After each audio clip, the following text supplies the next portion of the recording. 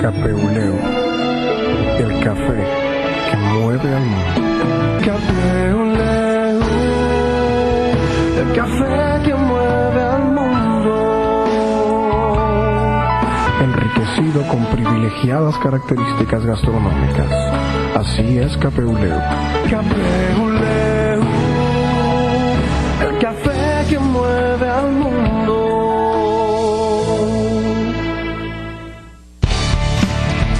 A continuación, Este Oeste.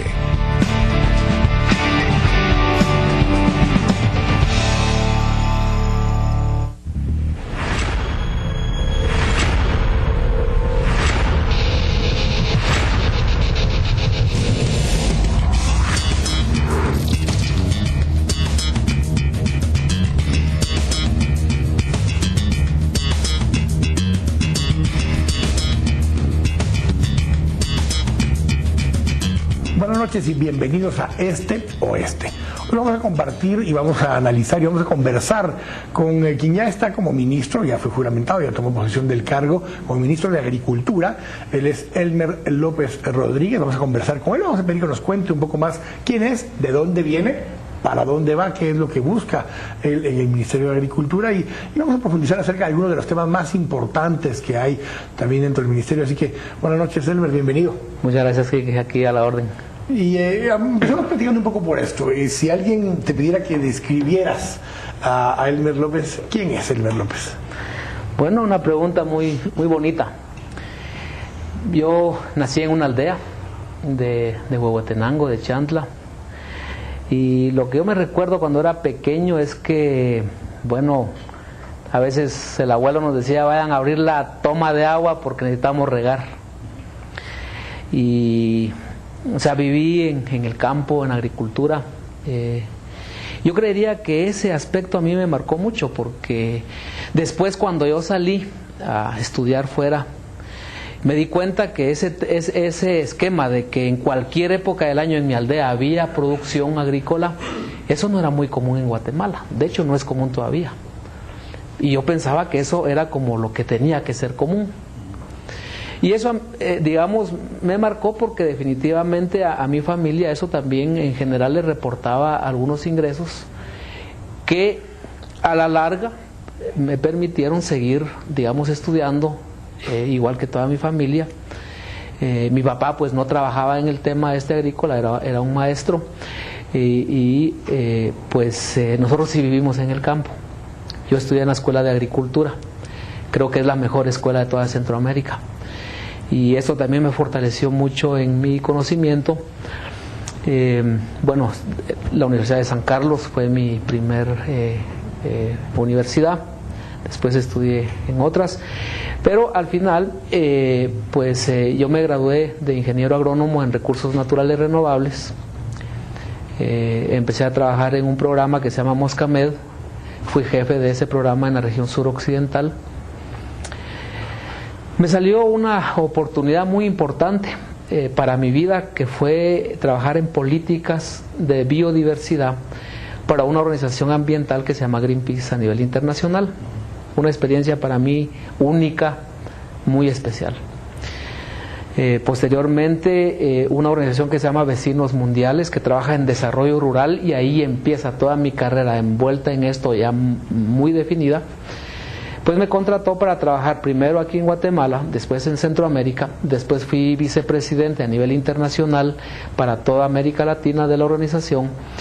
Y eso me dio muchas oportunidades porque fui a conocer muy de cerca el campo de Ecuador, de Bolivia, conocí mucho el tema de Haití, conozco a profundidad Haití antes, durante, incluso después del terremoto que estaba trabajando con esta organización.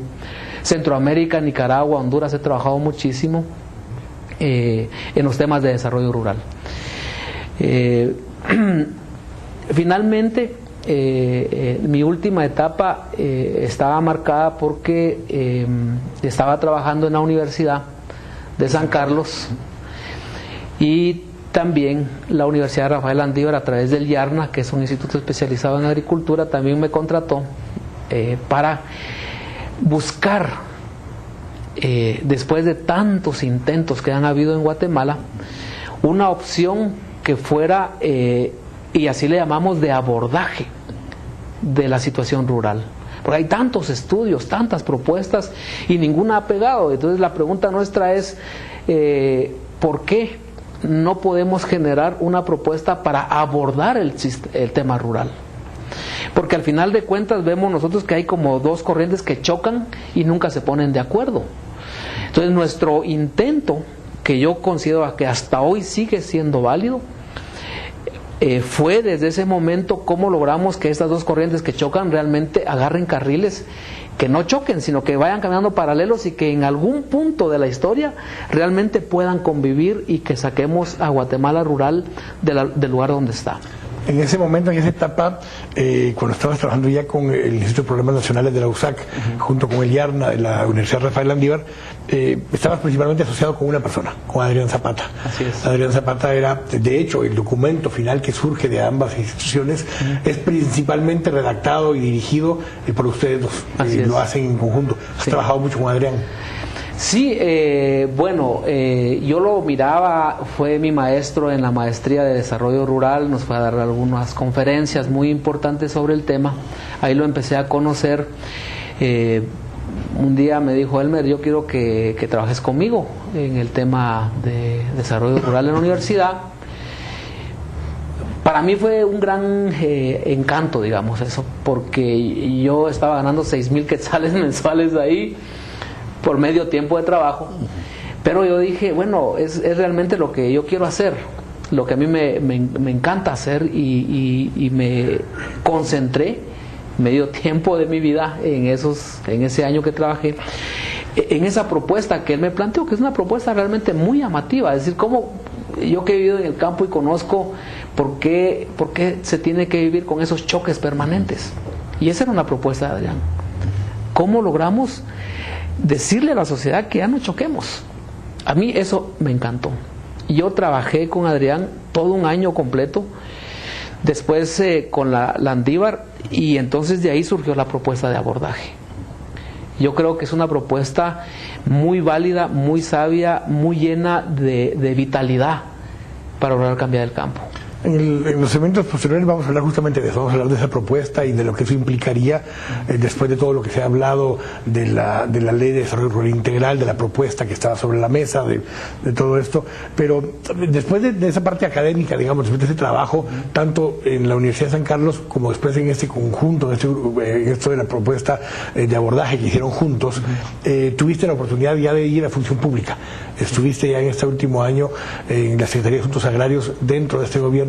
¿Cómo fue esa experiencia, esa transición de pasar, de haber estado desde grupos de medio ambiente como los Greenpeace, a estar en grupos que están estudiando y analizando el problema de desarrollo rural, a estar en una posición de tratar de incidir en las políticas públicas que se tienen que implementar? Sí, bueno, muy interesante, porque con amigos hablando del tema, ya empecé a sentir una corriente muy fuerte de amigos y de Elmer. ¿Y por qué eso no se hace en el gobierno? ¿Por qué no vas al gobierno? Y honestamente yo al gobierno siempre lo tuve así como muchas personas. Así, no me meto, sí. Mejor no me meto. Y realmente para mí experiencia en el gobierno central nunca había tenido. Y sí, llegó un momento en que a mí me llamaba la atención. Cuando yo recibí la invitación del presidente a trabajar con el equipo, y conociendo la propuesta de él y mis círculos más cercanos, digamos, donde había una aceptación y una esperanza y una expectativa muy importante y fuerte a favor, yo dije, bueno, me embarco. Y yo pues empecé. Contabas mucho en ese momento con el respaldo justamente de esta plataforma, de este grupo que estaba compuesto uno por el IPN, USAC y ARNA, pero al mismo tiempo con personas vinculadas al tema, con Juventino Galvez, con el mismo Adrián Zapata, sí. Gente que tiene años de estar en este tema, pero incluso en relación con Plataforma Agraria y con estas estructuras que siempre han luchado por el tema de desarrollo rural integral. Así es. Cuando el presidente me habló para apoyar al equipo, yo le hice un recordatorio. Porque 4 años antes, cuando él estaba la primera vez en campaña, yo era presidente del Colegio de Ingenieros Agrónomos. Y con el colegio le pedimos, y él nos dio 15 minutos para presentarle nuestra propuesta de desarrollo rural. Esos 15 minutos se convirtieron en 2 horas. Y yo como presidente del colegio le expuse todo, y esas 2 horas se convirtieron finalmente en algo que el presidente dijo: el desarrollo rural yo lo voy a enfrentar. Y eso estamos hablando hace 5 años. Sí, hace 5 años ya.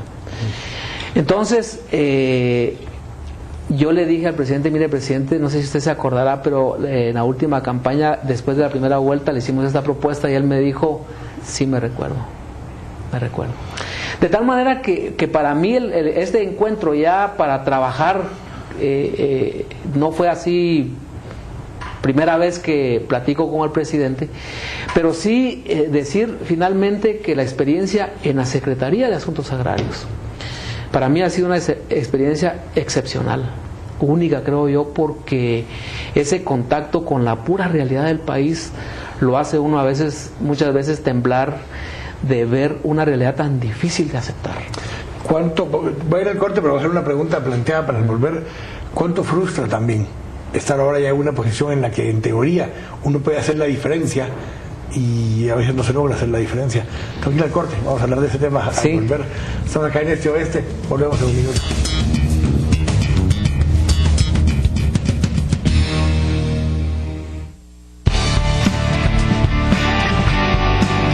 Estamos presentando Este Oeste.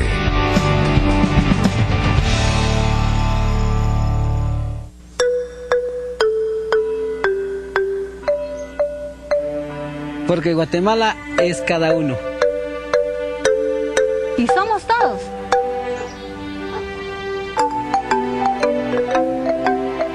Y en nuestras diferencias radican nuestras riquezas.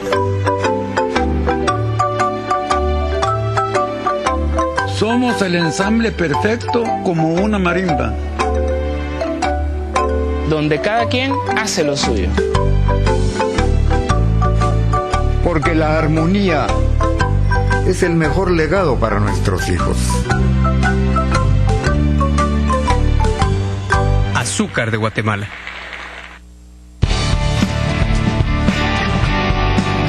Estamos presentando Este Oeste.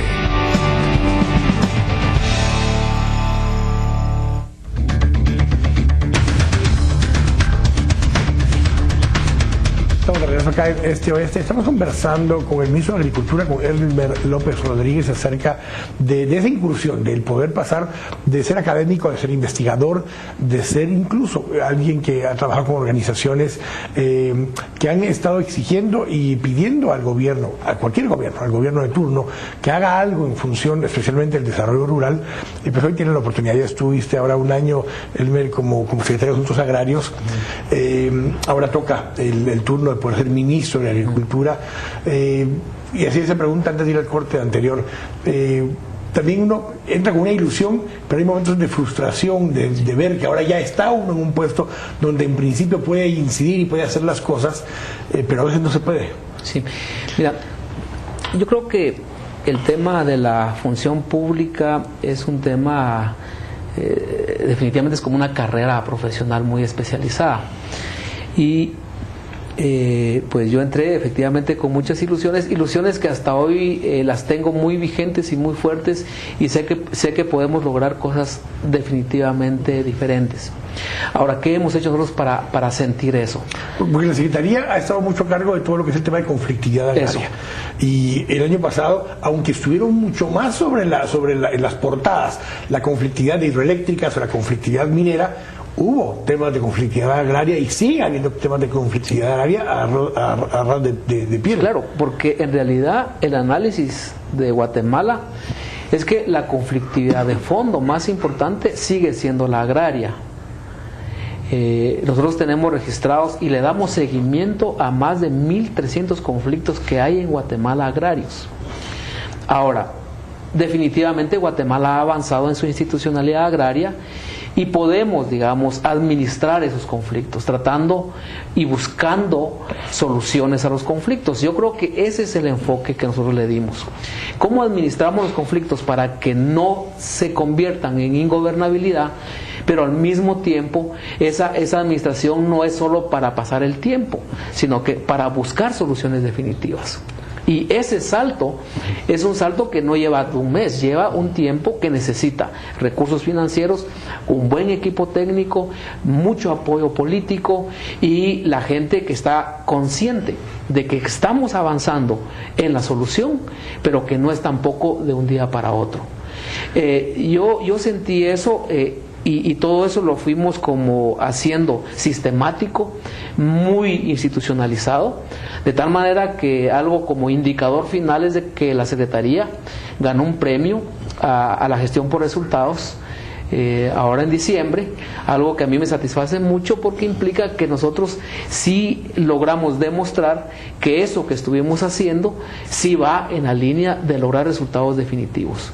Nos falta, digamos, la Secretaría logró algunas cosas importantes. Tal vez la más importante es demostrarle y darle seguridad a los grupos, principalmente campesinos, que el gobierno está para servirles y que podemos resolver cosas y que vamos en esa ruta. Todos los ministerios tienen sectores o grupos de presión que tienen intereses en poder estar en el ministerio. En el Ministerio de Comunicaciones pueden ser los contratistas, por el otro lado los poblados que requieren o los alcaldes que quieren proyectos para sus municipios. En el Ministerio de Agricultura hay muchos grupos y sectores diferentes que tienen intereses. Tienen intereses porque hay desde restricciones o temas fitosanitarios que tienen que regularse desde ahí, lo cual tiene implicaciones con importadores y con productores, hasta la atención a población que tiene necesidad de poder tener el extensionismo, el apoyo de fertilizantes y una serie de cosas. Entonces siempre se habla de que tiene que haber alguien, algún grupo que presiona para que llegue tal o cual ministro. ¿Qué grupo presionó para que llegara al ministerio? Yo diría que un grupo que se llama presidente Otto Pérez Molina y vicepresidenta Roxana Valdetti. Tú vienes, lo habíamos hablado, del sector académico, del sector de investigación, de los sectores que han estado vinculados a promover, en todo caso en su momento, una propuesta, una alternativa de desarrollo rural. Hay grupos de ese tipo que hayan podido decir, bueno, quisiéramos que fuera Adrián Zapata, quisiéramos que fuera Elmer López, quisiéramos que fuera Juventino Gálvez, el ministro de Agricultura, para poder entrarle desde ahí al desarrollo rural. Porque un grupo de presión en sí no es malo, o sea, simplemente alguien que tiene un interés y que plantea y dice, miren, este es un tema que es interesante y hay que promoverlo. Sí, bueno, en esencia yo no me enteré de algún grupo específico que estuviera haciendo un trabajo de lobby para que yo llegara al ministerio.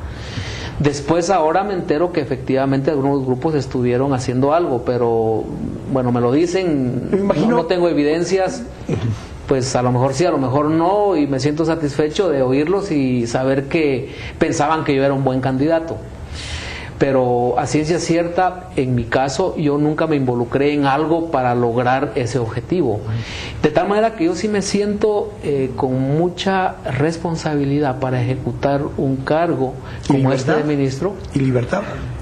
Libertad para ejecutar ese cargo con lo que conoces, con lo que es la visión que has ido construyendo desde esa historia que nos contabas de estar trabajando en el campo, en Huehuetenango, hasta haber pasado por todos los trabajos que has pasado. Todo eso te ha ido formando, como persona y como profesional. Sí. Bueno, mira, yo lo que tengo que reconocer es de que estamos, yo lo plantearía así. Yo creo que hemos hecho una simbiosis entre un partido político que a mi juicio tiene capacidades, tiene fortalezas, tiene poder y tiene una gran visión plasmada en un documento, y un equipo técnico que tiene capacidades para operativizar lo que eso dice. Que no necesariamente son miembros del partido. O sea, por eso yo le llamo, es una simbiosis. Hay un Fernando Carrera, por ejemplo, que pasó por CGPlan, ahora está de canciller, que no es del partido. Ahora, un Adrián Zapata o un Elmer López, gente que está haciendo función pública, mas no son del partido. Ahora, es que ese es el tema. Yo creo que cuando un partido plantea su visión, su capacidad política y cree en algo y llama a otros para que apoyen esa visión, yo creo que eso es una gran virtud. Entonces, lo que nosotros estamos, digamos, lo que yo creo que es lo que tenemos que impulsar es lo que esa simbiosis diga, de tal manera que a tu pregunta de la libertad para impulsar una propuesta es lo que nosotros hemos negociado, es decir, sí estamos dispuestos a impulsar esa línea, esa gran línea. Ese abordaje del que se habla en el documento acerca del tema del desarrollo rural integral, por ejemplo. Así es, ese abordaje. Ahora, ¿cuáles pienso yo que pueden ser, digamos, faltas de libertad? Hasta el momento yo no las he sentido.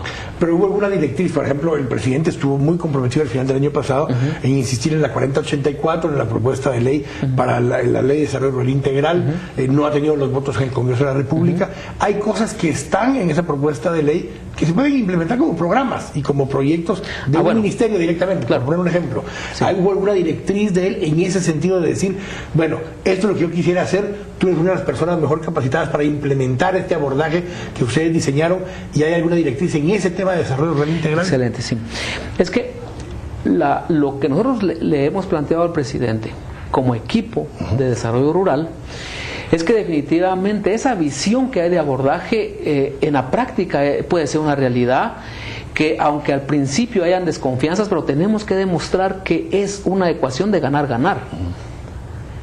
Y entonces, efectivamente, al hablar con el presidente, él dice, bueno, ¿quién es el sector que realmente no ha recibido un apoyo sistemático, claro, definido, estratégico? Es el sector campesino de Guatemala.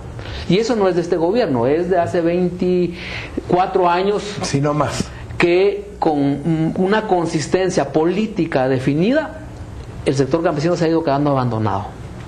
Y hoy la productividad cada año en el campo agrícola de ese nivel, en lugar de crecer, está disminuyendo. Eso hay que revertirlo.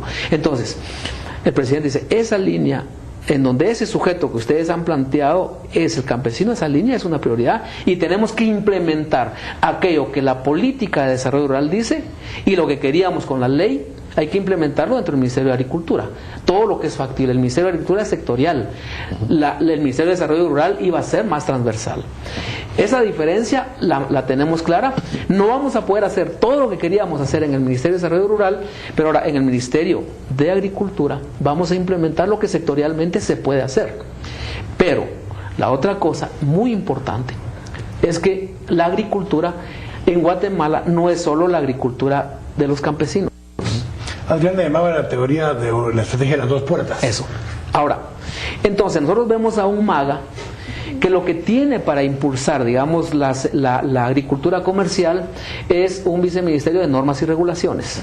Nosotros creemos que no son solo las normas y las regulaciones las que necesita este sector comercial. Donde está actualmente el viceministro Marcucci. Correcto.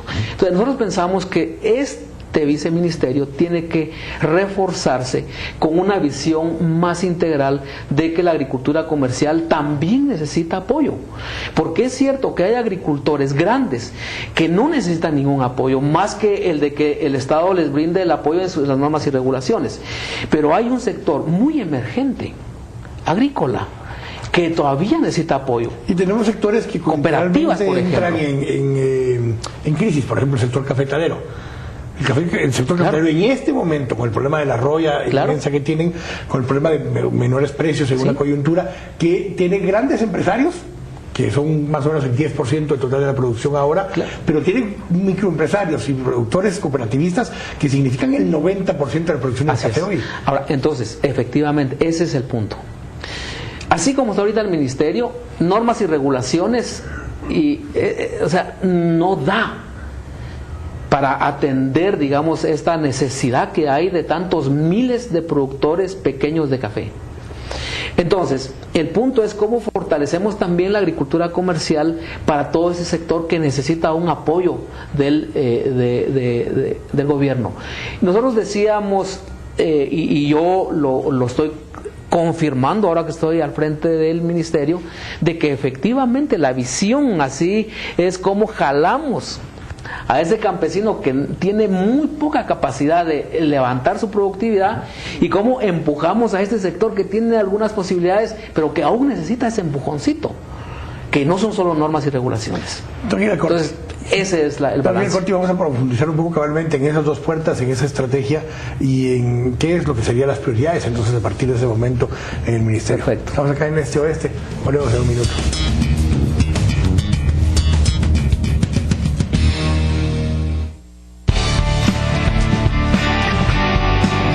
Estamos presentando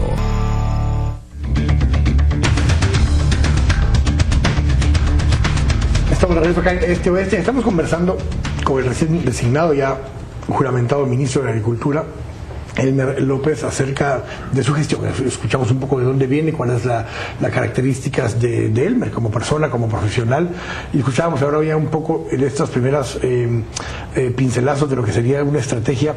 Yo insisto, Adrián lo llamaba mucho tiempo el tema de la estrategia de las dos puertas, la economía campesina y la economía esta empresarial, la economía donde hay estos grandes monocultivos, donde está desde la palma africana, caña de azúcar, el café, e incluso algunos otros productos que, aunque son en menores extensiones que estos que acabamos de mencionar, son latifundios, son grandes territorios que requieren capital muy grande para poder trabajarlo, incluso el proceso agroindustrial que viene posteriormente, especialmente palma y caña, y obviamente en el café con la parte de los beneficios.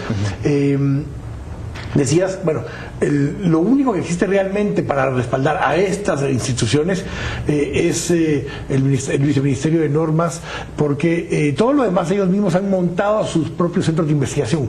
Está Sengicaña por un lado, o sea, han montado como empresa privada sus propios institutos de investigación para ir mejorando variedades de caña, para ir mejorando el combate a la roya, el tema del café y cosas por el estilo, y han tenido poco respaldo en su momento de parte del gobierno. Debiera haber más respaldo para algunas de esas instancias de parte del gobierno para poder extender aún más ese tipo de apoyo. Lo que pasa es que esos ejemplos son de esa agricultura que está en una posición, digamos, donde es autosuficiente, con mucha capacidad de generar en sí misma ese tipo de apoyo que es muy necesario. Hay una agricultura, yo le llamo emergente, muy importante, que puede sumar más personas, agricultores a la agricultura comercial, y es una agricultura que necesita todavía apoyo, definitivamente. Centros de acopio, carreteras a los puntos clave del negocio. Ahí mencionabas en un momento justamente las cooperativas. Ajá. Un sector donde aunque son muchos pequeños, micro y medianos empresarios, aglutinándose en cooperativas logran obtener algunas economías de escala que de otra forma no lo podrían hacer. Claro, y cuando su visión es social y cada productor es muy pequeño, y a pesar de que pueden hacer cosas como infraestructura de apoyo para toda esa actividad productiva y otras cosas, necesitan todavía el apoyo del Estado de una manera muy consistente y muy clara. Bueno, de hecho la Constitución tiene un artículo en particular que habla de fortalecer el cooperativismo. Sí, y es agricultura. Entonces, digamos, para nosotros la visión es que ¿cómo logramos, digamos, desde la economía campesina poner en una posición al campesino para que sienta que puede escalar? No estamos diciendo usted tiene que escalar, pero sí, digamos, generar una política que le dé suficientes herramientas que digan yo me motiva a ir adelante. Y ese adelante puede ser vincularse a una cooperativa, a una microempresa, etcétera. Entonces, ¿cómo en ese ámbito, en ese nicho que es ya otro, cómo generamos esas condiciones para que esos productores que están emergiendo realmente salten? Bueno, los expertos le llaman las cadenas pues de valor.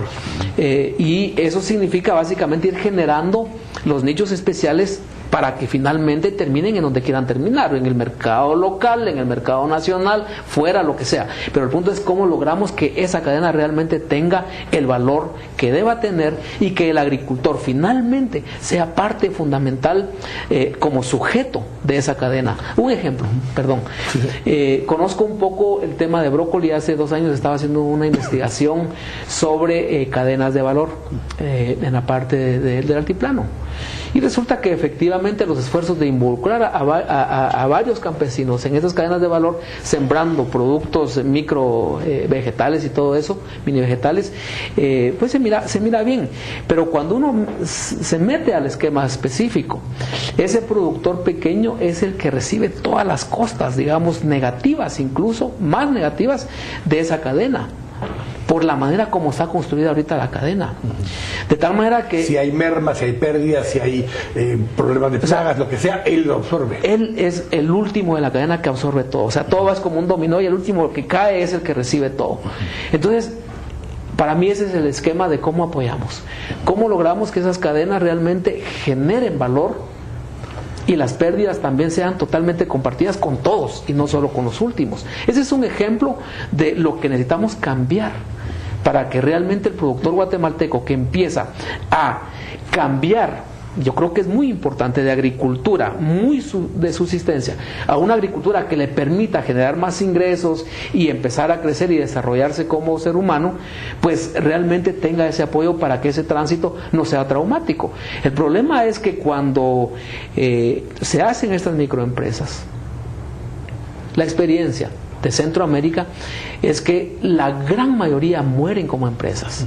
Y eso para un agricultor, quiebran, de 100 quiebran 92. O sea, en un periodo de 3 años. En un periodo de 3 años. O sea, es increíble. Entonces nosotros no podemos seguir ese esquema. Tenemos que, digamos, hacer algo para que ese esquema se modifique. Y efectivamente empieza desde la misma producción. Cuando hablamos de esos esquemas, uno solo tiene que poder recordar que en los últimos 15, 20 años se ha desarticulado el mismo Ministerio de Agricultura. Claro. El sistema de extensionistas, el apoyo para que esas organizaciones tuvieran apoyos técnicos. Normalmente un pequeño campesino no tiene cómo poder contratar asesores, consultores, expertos en diferentes temas, y ahí es donde tiene que poder dar ese respaldo. Lo que sí logra generar el Centro de Investigación de Caña, el grupo de cañeros juntos, no lo puede generar un grupo que está sembrando brócoli o arveja o las berries en el altiplano. Sí. Ahí es donde entra el respaldo, en todo caso, de Agexport, que lo ha hecho en un momento dado, reemplazando funciones públicas, pero ahí tendría que poder estar el Ministerio de Agricultura. Sí, de hecho, digamos que una prioridad de este gobierno fue revitalizar el sistema de extensión. Este año pasado se hicieron algunos avances. Se logró contratar al personal. Nosotros estamos evaluando el personal porque creemos que debe ser un personal que realmente tenga las capacidades para hacer su trabajo de la manera que nosotros queremos hacer. Y estamos viendo cómo montamos un sistema de capacitación urgente para lograr que, con la sabiduría que tiene el campesino, porque no es que yo le voy a enseñar al campesino, es que ahí tiene que haber algo que permita que lo que lleve el extensionista sea algo que le agregue valor a lo que el campesino sabe. Pero eso, aunque sea mínimo, tiene que ser muy claro qué va a hacer. Y nosotros lo que hemos visto ahorita, evaluando a algunos extensionistas, es que no hay mucha claridad realmente qué se quiere con ellos. De tal manera que a lo mejor se emplean en repartir esto, repartir lo otro, y su esencia no la están cumpliendo. Digamos, logramos avanzar mucho en el año que pasó en tener ya la batería, digamos, el pool de recurso humano, y ahorita falta realmente que hagan la función que tienen que hacer. Y ese es un salto cualitativo que queremos dar urgentemente. Hablando de repartir y repartir, tenemos años de estar repartiendo fertilizantes del Ministerio de Agricultura. Y digo tenemos porque somos todos como guatemaltecos que a través del Ministerio lo hacemos. Este tipo de programas le ayudan al campesino, resuelven un problema del campesino específicamente. Han habido formas de hacerlo, lo han hecho con vales, lo han hecho entregando el fertilizante, lo han hecho cambiando qué tipo de fertilizante es el que se va a entregar. ¿Qué piensas de un programa como este, de programa de fertilizantes? La agricultura demanda de insumos como el fertilizante o en general los nutrientes para que la planta crezca. Máximo si estamos año con año sembrando lo mismo o aunque sea cambiando. Pero no requiere el mismo fertilizante en todo el país, no, ni para los mismos productos. Sí. Pero el principio es, hay necesidad de fertilizantes. Yo creo que así como están las condiciones ahorita de lo rural, de los campesinos que fundamentalmente viven en ladera y que están perdiendo su insumo más importante. Hay dos insumos fundamentales para nuestra agricultura: el suelo y el agua.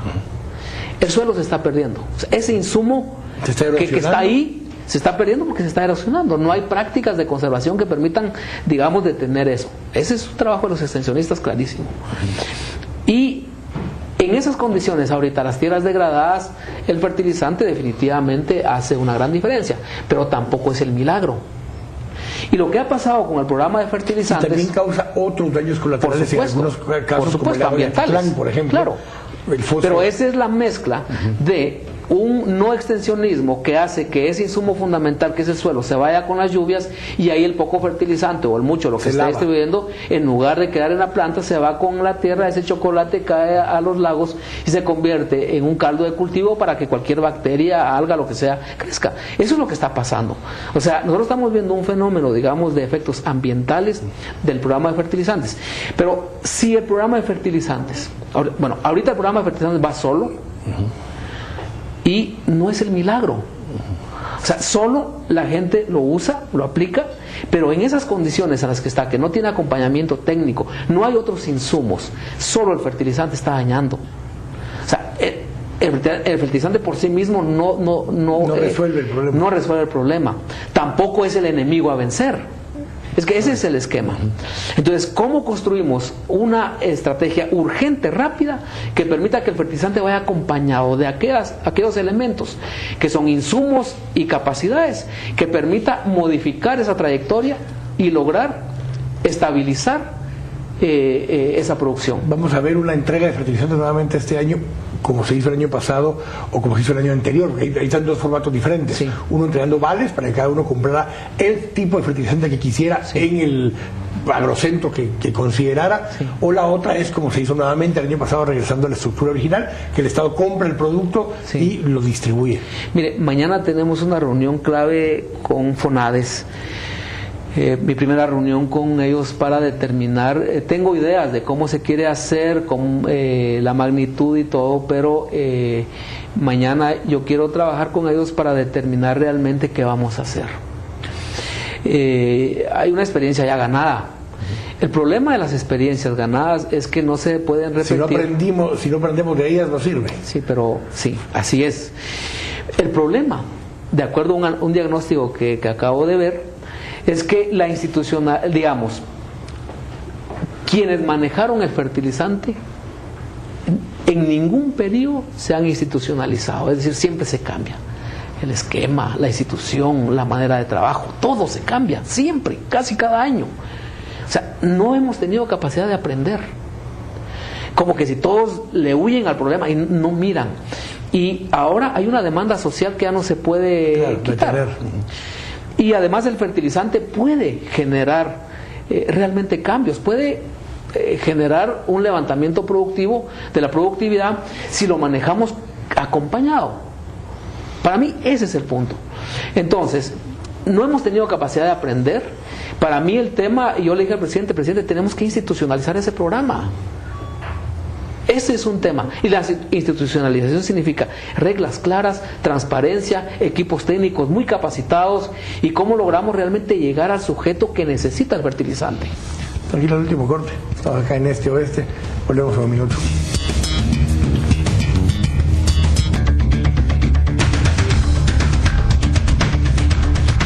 Estamos de regreso acá en Este Oeste, en este último segmento, conversando con el nuevo ministro de Agricultura, Elmer López, acerca de su gestión, de lo que va a ser su gestión. Hablamos ya un poco al principio de lo que es su experiencia personal, su vida profesional. Y en esta última etapa, Elmer, hablemos un poco, redondeando, ¿qué de lo que es la famosa ley, propuesta de ley 4084 está como prioridad, que se pueda implementar ahora? ¿Cuáles serían las prioridades a implementar en esta gestión? Sí, mira, La 4084, la manera como yo digo que es que es una ley de una nueva generación de leyes. Es una ley más transversal, una ley que empieza a articular nuevamente al Estado. El Estado está tan desarticulado que una institución con otra no pegan. La Secretaría de Asuntos Agrarios y el Ministerio de Agricultura no pegan. Y la ley esta lo que pretende es cómo articulamos todo eso que permite que el desarrollo rural agarre una aceleración suficiente para que revertir la pobreza realmente se mire que es sólida, fuerte y que lleva una velocidad que sí la vamos a cambiar. Hablando con Adrián Zapata en dos ocasiones, a finales del año y a principios de este año, ya no estando él como comisionado, me dice: yo ya terminé mi trabajo, ya lo llevamos hasta el punto que se puede, sí. Ya si lo pasa el Congreso o no, ya no puedo yo hacer nada. Sí. ¿Cuál es el caso del ministro de Agricultura? Lo pase o no el Congreso, tiene que ver qué hace el ministro de Agricultura con el tema de desarrollo rural. Sí, mira, digamos que yo siento que el mandato que tengo es lograr que el Ministerio de Agricultura logre implementar aquello que es factible dentro del Ministerio. Y voy a responder entonces ahora la pregunta, pero digamos que yo no tengo ya competencia en trabajar, en hacer lobby en la ley. O sea, eso efectivamente lo que dijo Adrián es cierto. Agarró una aviada, digamos, de tal manera que el Congreso es el responsable de sí o no, de si hace algo o no. Yo creo que Guatemala debería juzgar eso. O sea, el Ejecutivo tuvo toda la capacidad de decir: necesitamos una ley de una dimensión que haga cambiar un poco lo rural. Ahora, tú como ministro ya ahora tienes esa alternativa de decir: bueno, con ley o sin ley, ¿qué puedo hacer yo? Exactamente. Entonces, una ley de última generación, digamos, transversal, en donde todo se articula. Hoy eso no se va a poder. Creo que el presidente va a hacer su esfuerzo desde el gabinete para articular cosas para que lo rural realmente vaya cambiando. Pero en todo caso, el Ministerio de Agricultura, aquello que básicamente tenía la ley que podemos articular, es el sujeto priorizado, el campesino. Es un punto fundamental. Ver con claridad que hay una familia campesina que es lo que vamos a trabajar. Eso el Ministerio de Agricultura lo puede hacer muy bien. Y eso lo que implica es entonces cómo generamos todos los programas, todo lo que tenemos para lograr que eso vaya por ahí. El tema del riego, voy a poner ese ejemplo. Hoy precisamente tuvimos una reunión en la mañana con los expertos en el tema de riego. Hasta en los últimos 100 años, lo que Guatemala ha creado de sistemas de riego no alcanzan ni 50,000 hectáreas. Para 1.200.000 hectáreas que podemos tener de riego. Si tuviéramos Guatemala con riego bien eficiente, fuéramos, a pesar del tamaño que somos, un país exportador, o sea, fuéramos una potencia exportadora de un montón de cosas. Entonces, el riego a esa agricultura familiar, generando infraestructura, lo podemos hacer dentro del MAGA. Muy bien, con muchas capacidades.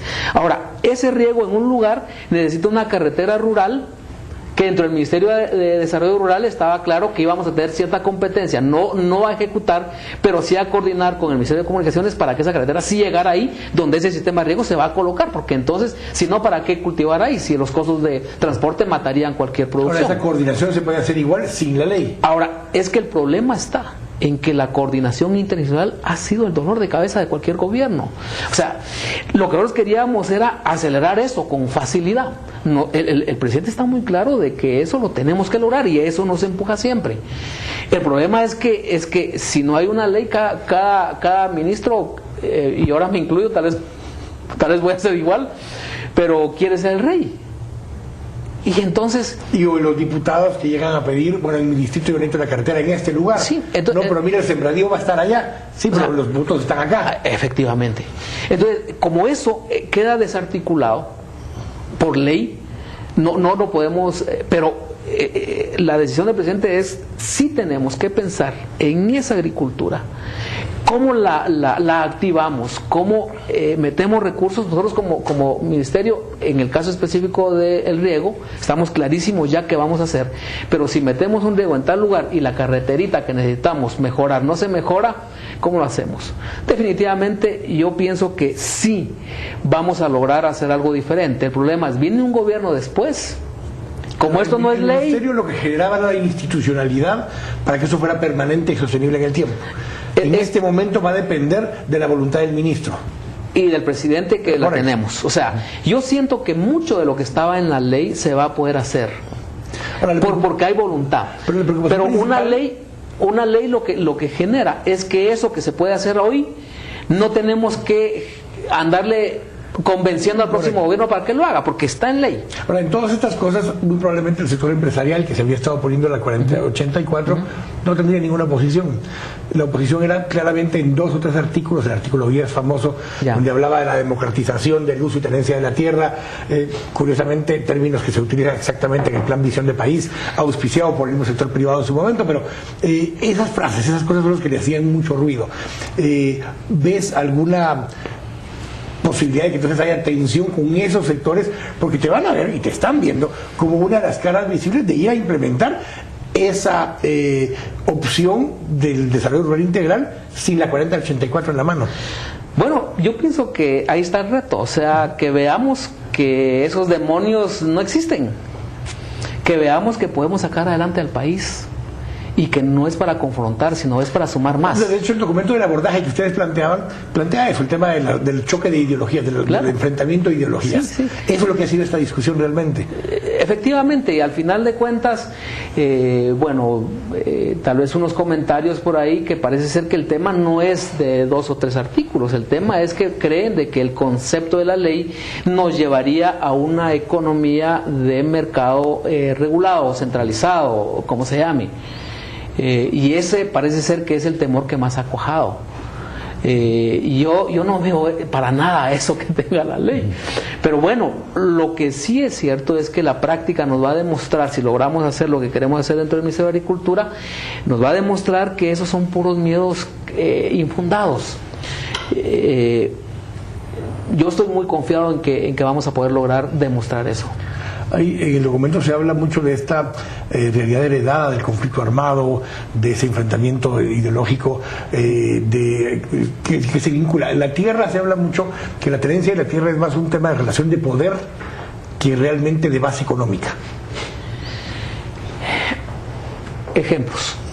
Yo conozco lugares que no están cultivados, están abandonados.